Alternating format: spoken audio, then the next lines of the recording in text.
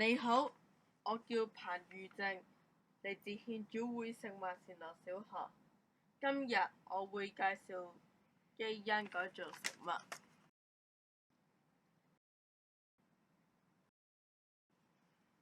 喺介紹基因改造食物之前，我會先介紹咩係基因。基因係生物細胞入邊嘅遺傳物質。基因係會影響該生物嘅特性嘅。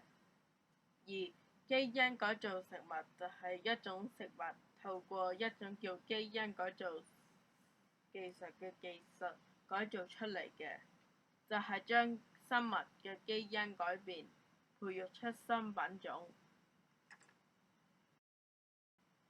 基因改造技術可以分為兩種，其中一種有新方法叫基因工程，就係將一個生物有用嘅基因注射到另一種生物細胞入邊，培育出新品種。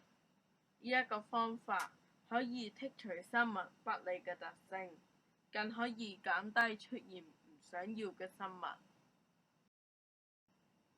要製造基因改造食物嘅原因，就係可以提升食物嘅營養同埋延緩食物腐壞。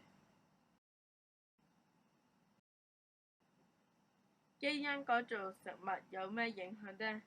首先嚟講好影響。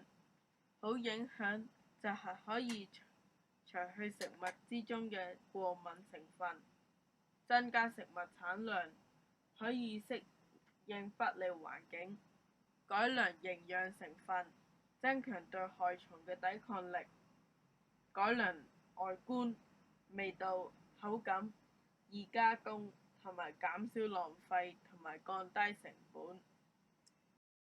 壞影響就係可能會有新嘅致敏原，改造嘅基因可能係由宗教被禁止嘅食物，難以預計對環境嘅影響，對益蟲有害，出現抗藥性昆蟲，出現可以抵受除草劑嘅超級雜草等。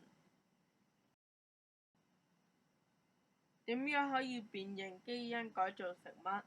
喺美國，基因改造食物嘅包裝會附有標籤，基因改造水果會標有特定嘅號碼，用嚟辨認。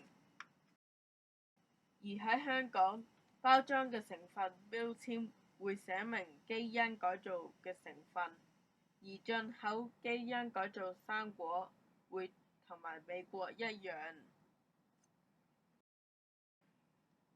我學識咗基因改造食物嘅影響、定義同埋點樣分辨，呢啲知識都會幫助我日後選擇基因改造食物。